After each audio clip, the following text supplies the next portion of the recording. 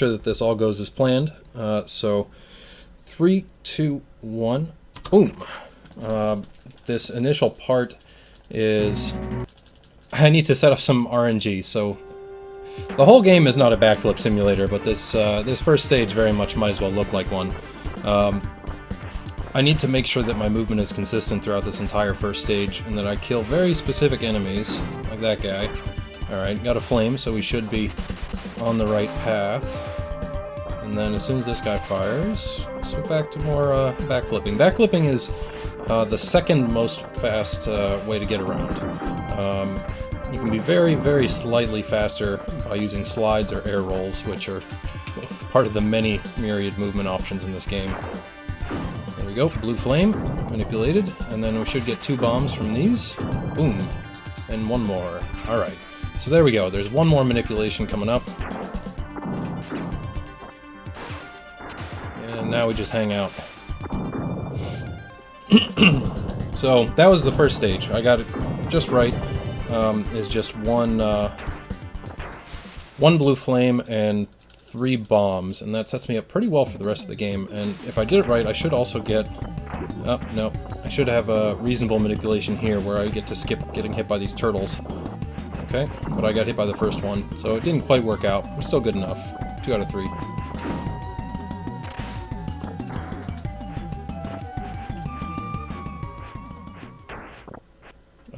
This might be too quick.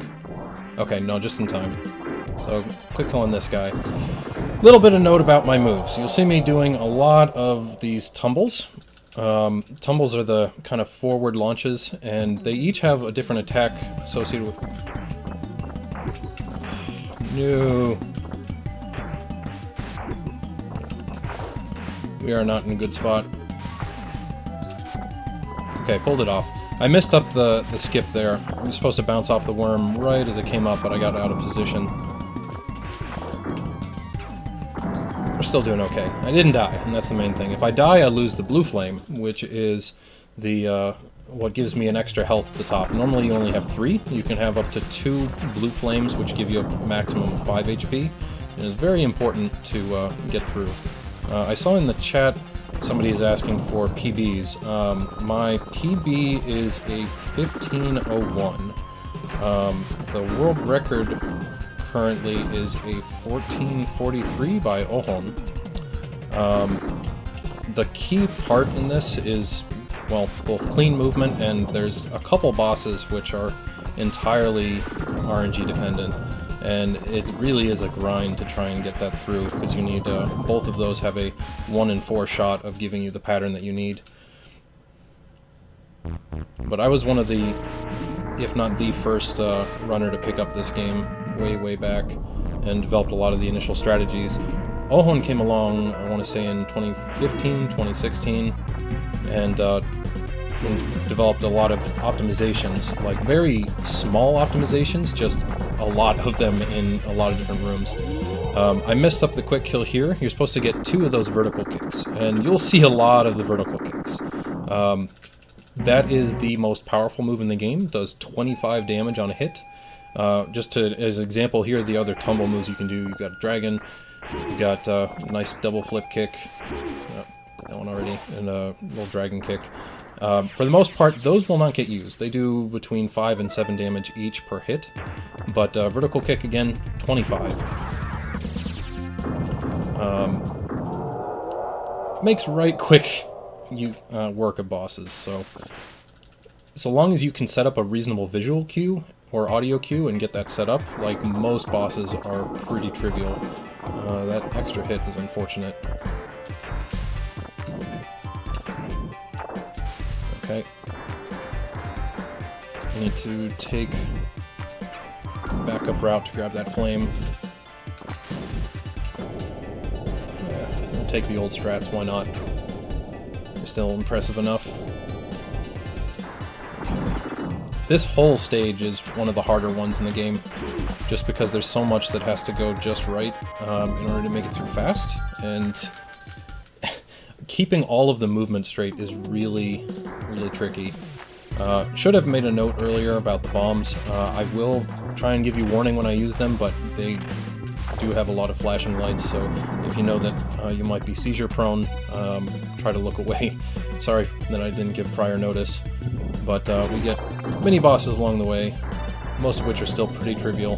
There's a really slick strategy to get through these flames that I am not going to do right now because I'm too out of practice on it, and messing it up is death.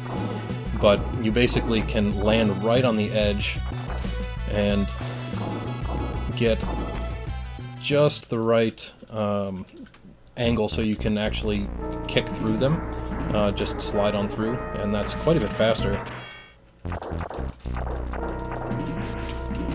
Boom! This is RNG boss number 1. We want to be able to set up a vertical kick on him.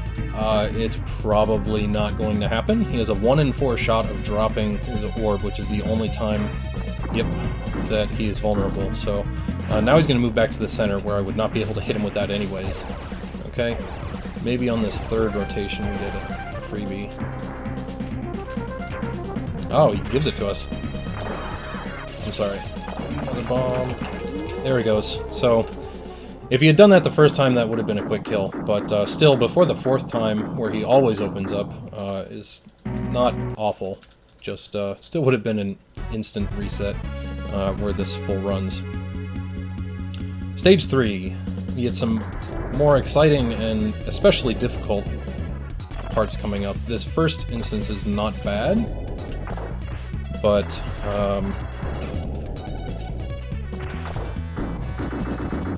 there's something I want to try and set up.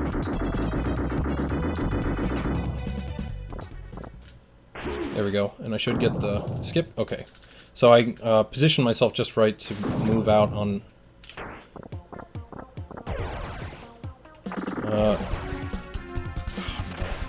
Okay, this stage is extremely tough to get right, and I needed to get a good global timer at the beginning. I did not. So we are going to wing it a little bit more. But we still get plenty of swag bouncing off all these enemies. The bounces is probably one of the best mechanics in this game overall. Just you can bounce on top of enemies with the down kick from the air. But if you're holding jump, you can... Okay, sorry, I had to listen for an audio cue. If you're holding jump, you can also... What am I saying? Can't even remember. If you're holding jump, you get a much higher bounce. Basically the same height as a regular bounce. Now I can take a little breather. We've got some auto-scrollers out of the way. You actually have a whole bunch of weapons, even beyond the tumble attacks that you can use.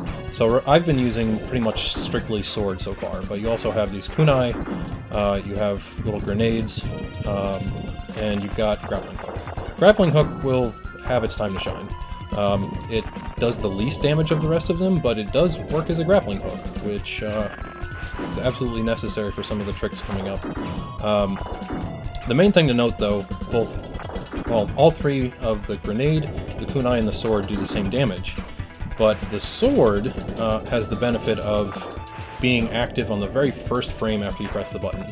If you're familiar with Super Smash Bros. Melee, it's the equivalent of a fox shine. The moment after you press the button, you have an active hitbox, and since you can just keep repeating it, it's basically a constant hitbox wherever you need it, so that you can make sure you're taking out enemies as soon as they're vulnerable. Kunai you can't set up as well to make sure that, for example, you're hitting on every opportunity, but there's some uses. The main thing is just it's a ranged attack that does a fair amount of damage. The bombs, on the other hand, generally do not find much use. The little arc is nice in exactly one situation in the speedrun, but yeah, for the most part they're not all that effective. The TAS is able to use them much more effectively because that explosion actually does 1 damage instead of 2. But it has fewer invulnerability frames. So there's several situations in the task where it's beneficial to use the grenades as opposed to any other attack just to reduce the number of invulnerability frames they have. Alright, so this boss, a little bit of luck. So long as she doesn't charge forward, it shouldn't be too much of a problem. Okay, we're good. Okay, phase 2.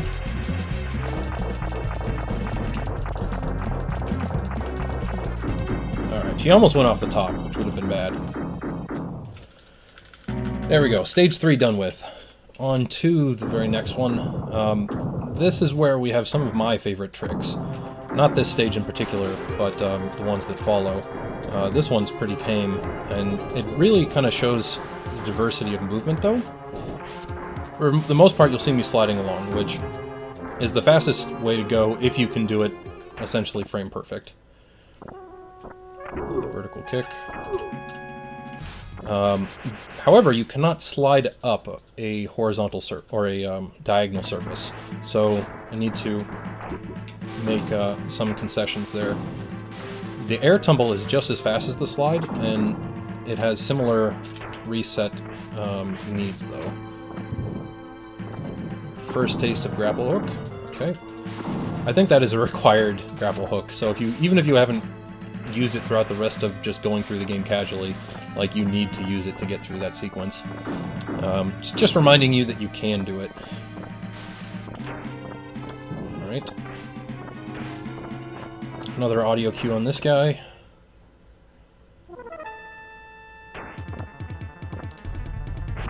Mouthful of foot for the snake.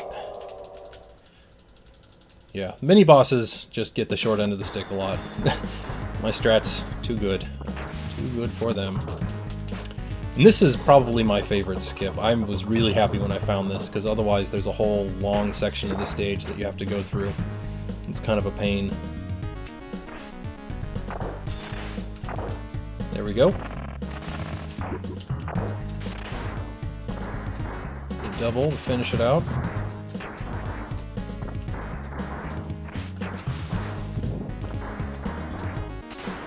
Okay, and there's that stage. There's a lot more to that stage. A whole, like, lava pillar section and all sorts of nasty stuff that I'm glad we don't have to do, so long as we actually get to be pretty slick. Okay, there we go.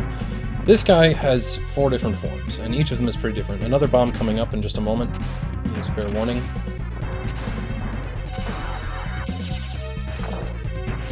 Okay, 1, 2, got him. 1, 2, got him. Right. I was behind the pillar, so you couldn't see it too well, but I did just 2 vertical kicks take him out. I managed to set it up just right so that he always is roughly in the same spot, so that vertical kicks will make sure he's dealt with pretty easily. Here we go into the final stage. They start out with an enemy and boss rush because it's Super Nintendo, and that's just what they do on every game.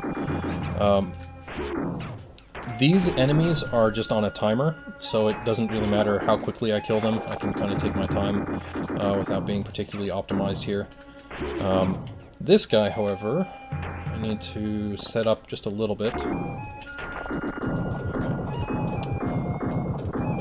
And my favorite boss, my favorite mini-boss, I guess, is coming up right here. Say hello to Doom Train, everybody. Hi, Doom Train. Goodbye, Doom Train. He's so happy, and just dealt with so immediately.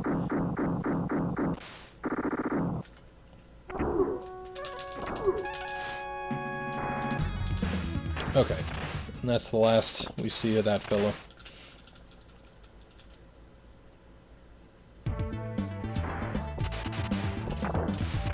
One, two, three. Alright.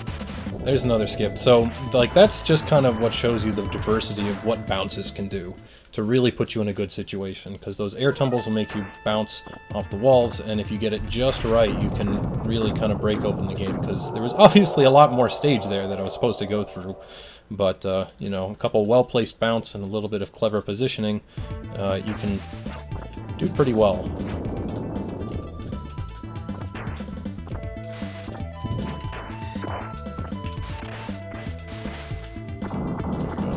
Fancy climb. Actually did it right this time, too.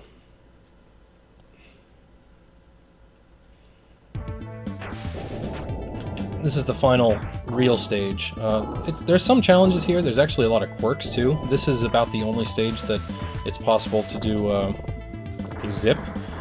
There are lots of zips in this game. It's just none of them are actually really performable by human.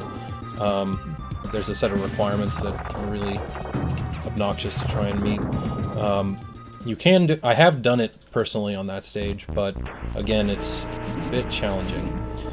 RNG boss number 2, and of course he comes right at the end of the run. He has a 1 in 4 chance of giving me the pattern that I want. So we will see. Basically, a core is going to spawn out of his central ship, and if it's on the correct side... And it is!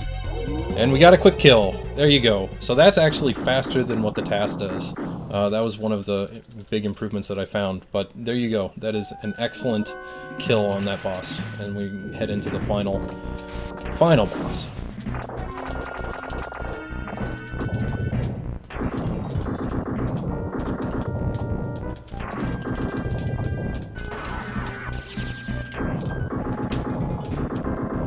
I'll take it a little slow. No!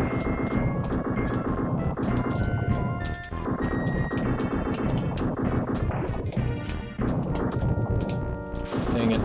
I thought I had more hits on the side heads than I did. There it is, and that's time. Dang, he escaped from me quite a bit more. Normally I'm supposed to have 2 bombs when I get there. I had to improvise a little bit, but...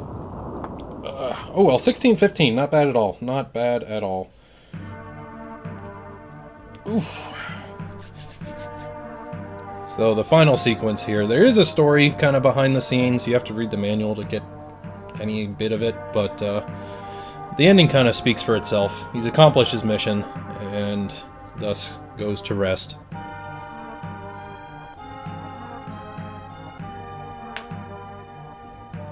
Pay close attention to the credits. You'll have some lovely surprises.